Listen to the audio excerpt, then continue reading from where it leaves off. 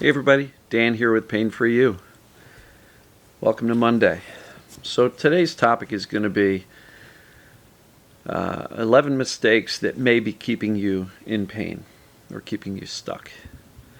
So this is actually based on a document which I created a long time ago. It's available at painforyou.com. If you enter your email address, not only can you get this 11 mistakes, but also a downloadable printable self-assessment, which will help you kind of connect the dots between you and TMS. And so, 11 mistakes. I'll get to that in a minute. It'll be interesting to see who's making a lot of these. So, take a couple of nice deep breaths.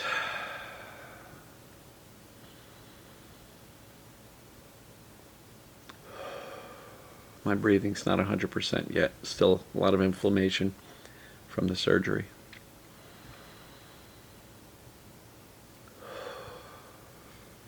All right. So, 11 mistakes that may be keeping your pain persistent or keeping it sticking around. Number one is catastrophizing, which is oh my God, I'm never going to get better. This is never going to go away. If I'm this bad now, what am I going to be like in 5 years? Am I going to be able to leave the house? I'm going to be in a wheelchair. You know, the worst case scenario, the what ifs, catastrophizing. I can assure you that that is not helping you to get rid of your symptoms. It doesn't keep you safe by worrying about the worst possible thing that could ever happen. Second mistake, fear, focus, and anxiety. I say this often. Fear and attention are the two things that fuel chronic pain. And with fear and a lot of attention, it's going to have a tough time to let go. So, if you are fearful of your symptoms, fear is an interesting thing. That's why knowledge is so useful, to teach ourselves that, we're really not broken. It is TMS, and the pain is not comfortable, but the great news is you're not broken. So use that knowledge to turn down the fear, and once you get the fear down a little bit, you'll be able to shift your attention back to normal activities and living your life a little bit more. So fear, focus, anxiety, which is kind of wrapped up in the focus and the fear. The anxious thoughts kind of goes along with the first mistake, catastrophizing. So the third mistake is trying to fix your pain all day long. I've talked to people who have quit their jobs to dedicate 100% of their time to recovery. And I told them, I said, that's not really a great idea. And the reason for that is neuroplasticity, right? If you are constantly thinking about, focused on, measuring, monitoring, trying to get rid of your pain, you are using those neural connections, and the brain's not going to let go of them. That would be like me speaking Spanish all day long in an effort to try to forget how to speak Spanish. It's just not going to work. That's why I say shift our attention away from the symptoms. So, watching the calendar, that's mistake number 4. That's also really important, because all that does is give you a reason to be frustrated and pissed off. Oh my God, I've been doing this for 2 months or 2 weeks or 2 years, and I'm not making any progress. Well, watching the calendar is a guaranteed way to also start to compare yourself with other people. You may see some success stories that I've shared, that other people have shared, and start to question yourself and go, well, how come they're getting better and I'm not? I've been doing this for 4 years, or, one gentleman I know has been doing it for 10 years. Yeah, I get it. I understand the frustration. 13 years, from the time my pain first happened till the time it finally left me for good. But there is light at the end of the tunnel. There is life after chronic pain, and it's a great one. So, don't watch the calendar. All that does is cause you to compare yourself to other success stories and feel worse about yourself. But it also starts to put this unbearable pressure on ourselves to hurry up and get better fast. And trust me, I know what it's like to want to get better quickly. But sometimes watching the calendar just delays things. It slows it down. So trying to fix yourself all day long, that was earlier, but measuring and monitoring your symptoms all day long is very similar. If you're constantly going, how's my pain now? How's my pain now? You're using those neural connections. Using medical names and labels to describe our symptoms. So people are like, well, I have osteoarthritis. Okay. Have you taken the pain test? Yes, I have. What'd you score? 46 out of 50. Okay. Osteoarthritis is not the cause of the pain. TMS is. How do I know?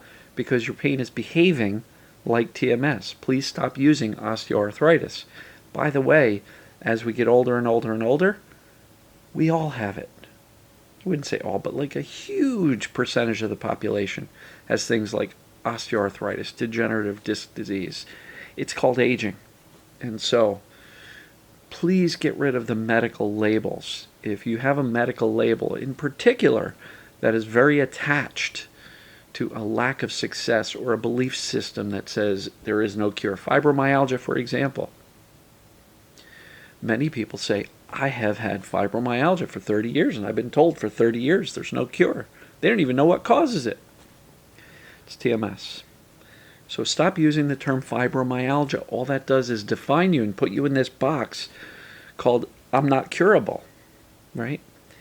And the medical labels don't help. Once you have done the assessment and you have learned that your symptoms are behaving a lot more like TMS than they are anything else, start calling it TMS. Start calling it mind-body syndrome.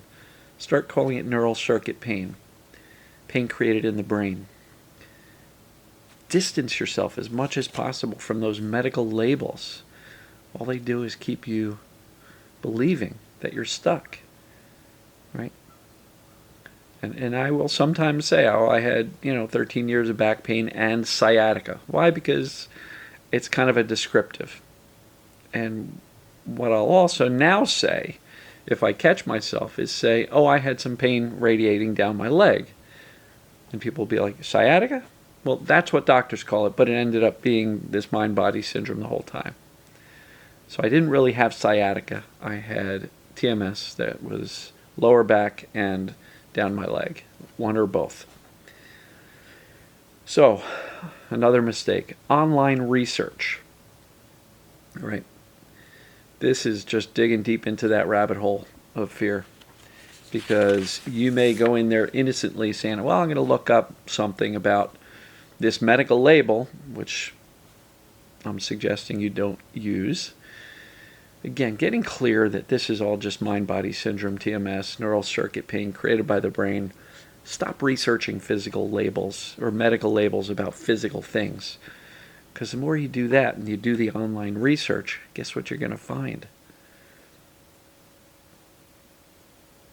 You're going to find more and more and more examples of people who did not get better. You're going to find more and more medical doctors or articles saying this is not curable. It's really important to limit your information, particularly to information that is incorrect. And no offense to the medical community out there, but as it relates to chronic symptoms and pains, they're missing the boat on most of it, if not all of it. So why continue to go to these mainstream medical websites? Don't go to Dr. Google and ask him how do you fix back pain. You're going to have 75 different recommendations. 74 and a half of them are going to be physical treatments, exercises, stretches, treatments, you name it. So stop doing that online research. Now this one's a biggie. Stay away from the toxic support groups. So if you have something that's got one of those scary medical labels like pudendal neuralgia or trigeminal neuralgia or anything like that, and you happen to wander into or intentionally join some of these support groups because you're looking for people like you who are struggling like you, so you feel like somebody understands, I'm going to encourage you, get out quickly, as fast as you can. Because all you're going to hear in some of these quote-unquote support groups is all of these stories of people who haven't gotten better because they're so stuck in the mainstream medical model, which says no cure. And so, please get out of those toxic support groups. It's one of the reasons why my Pain for You Facebook page and group, I do not allow other people to create brand new posts.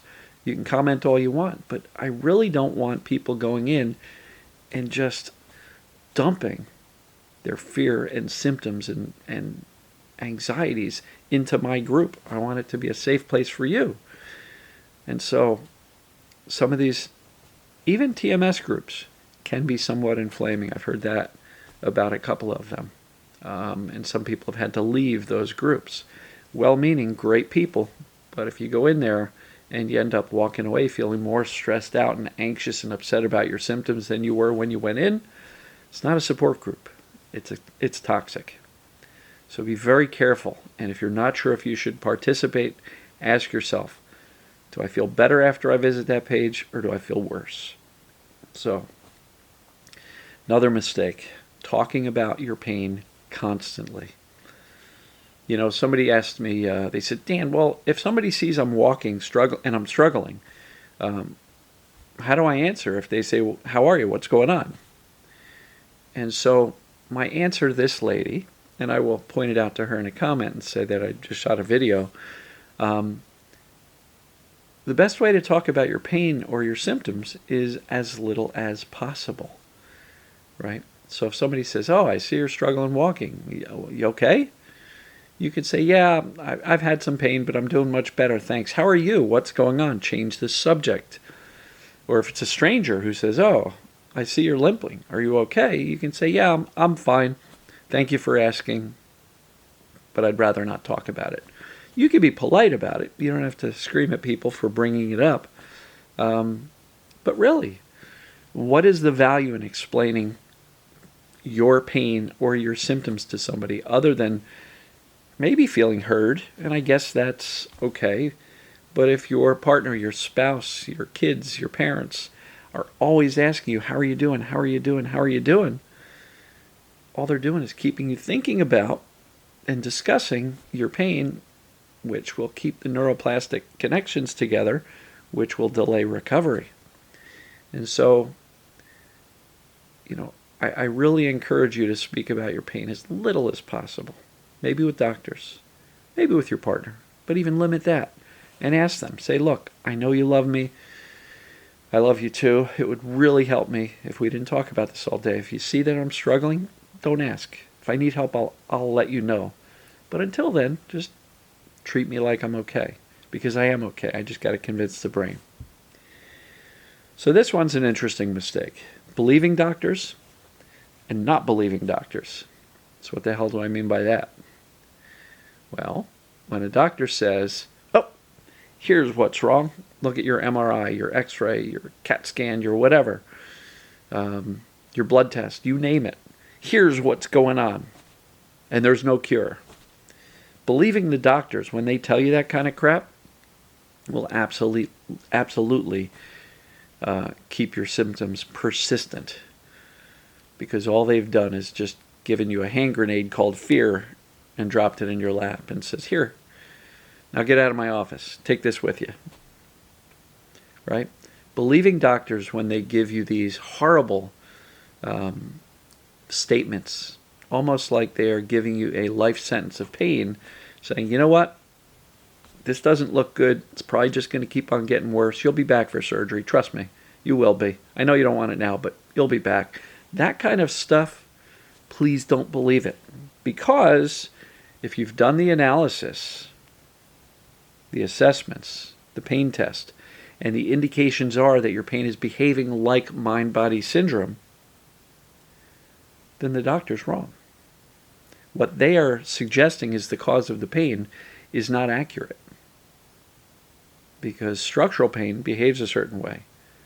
Mind-body syndrome pain behaves another way. So if you've done the assessment and you've ruled in this thing called mind-body syndrome, then you have mind-body syndrome. You can decide to not believe the doctor when he goes, well, there it is. It's right there on your MRI. Now, the other flip side of this is not believing doctors. There are plenty of cases, plenty of stories I've heard countless times over the years where people say, I've gone from doctor to doctor to doctor to doctor, and these doctors look at me and go, I can't find anything wrong. Your blood tests are fine, your tests are fine, your nerve conduction tests are fine, even your MRI doesn't look that bad. And we choose not to believe them. We walk away from that appointment and go, they must be missing something. These doctors are idiots. They can't find, I hurt too bad.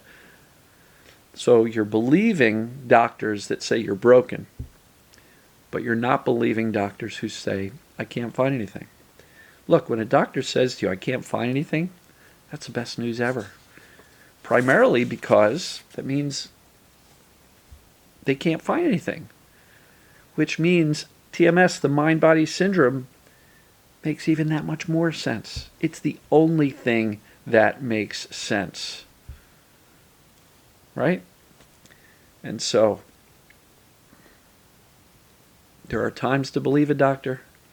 If a doctor says, you've got a life-threatening thing going on, we need to take action, believe him. Right? Trust your instinct, too. If you're having something going on physically that just seems really significant, go to the doctor, please. I'm not telling you to ignore doctors.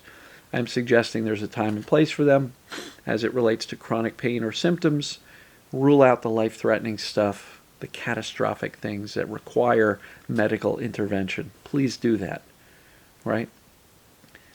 But once you've done that and you have ruled in this thing called TMS, then you can start to selectively disregard much of the diagnosis and prognosis and medical labels that these doctors have heaped upon you in all of your various visits. So I think that's really important. If the doctor says I can't find anything wrong, awesome. That's TMS. That's the mind-body syndrome. Believe that, right? Don't decide that they've missed something. They've missed something. Yeah, it's called TMS. It's called the mind-body syndrome. It's called neural circuit pain because they don't know about it. It's not taught in medical school. So now the last mistake, well, probably two more.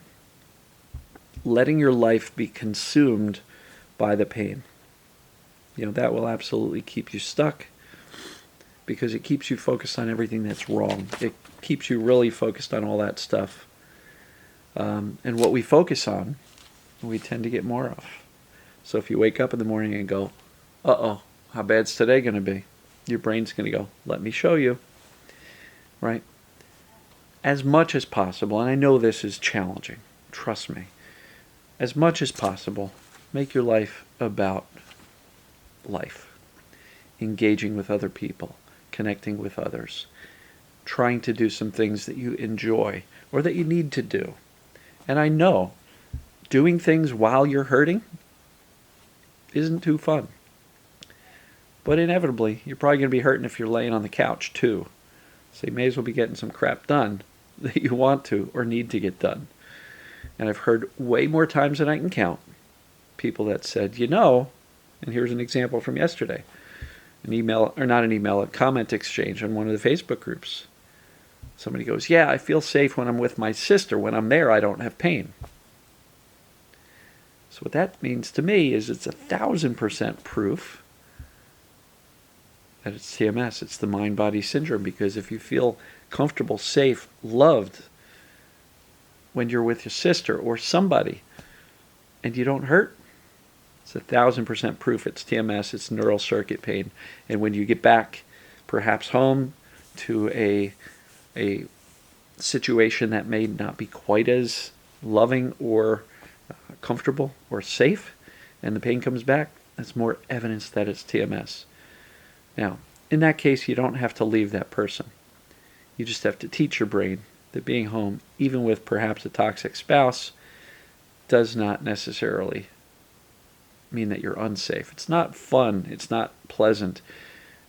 We want to teach the brain that we can live without the pain, even though we're living with the pain, if that makes sense. So the last thing, Steve Ozanish gets 100% of the credit for this. His number one mistake people make in trying to end their pain is trying to heal. And I say this often too. I always say, relax, you're not broken. There's nothing to fix. There's nothing to heal. The body's already okay. You're not broken physically, mentally, or emotionally. So trying to heal just keeps you focused on it all day long. Right? What we focus on grows and magnifies and sticks around, and it uses the neural connections. So look, how many of you, please comment below, how many of you are making a lot of these mistakes and doing a lot of these things all day, every day? And be honest, I know I did this I made every one of these mistakes for close to 13 years. And it was only once I finally started making the pain, put it in the back seat. It was no longer a priority. It was only then that I started to feel better. And so, if you want this mistakes document, just as a checkpoint for you, go to painfreeyou.com, enter your email, and you can download it. There's also an assessment. But it's really, really important for you to get clear. If you're not clear on the cause of your pain, you still think it might be this, it might be that, get clear. Because without clarity, you're going to stay in fear. And while you stay in fear, guess what? The brain's going to keep the pain going to protect you from this thing that it's afraid is dangerous to you, like movement or sitting or standing or walking or whatever. So, those are a bunch of mistakes that keep people stuck in their symptoms and pains. Overall, the key message here is relax. You're not broken. You're not broken physically. You're not broken mentally. And you're not broken emotionally. TMS, this mind-body syndrome, does not mean you now have a mental problem or an emotional problem. That's not true either. You just have a brain that's been on hyper alert, and it's been making a decision to protect you with something called pain. And it's our job to convince the brain that you're actually okay, so that the brain can make a different decision to turn off the pain. So have that conversation with your brain. Instruct it. Say, look, I know I'm okay. Everybody my age has osteoarthritis or degenerative disc disease. These things it's aging. That would be like me going to get surgery for my gray hair, It's ridiculous. So, love you guys and gals. Hopefully this 11 mistakes was somewhat illuminating for you.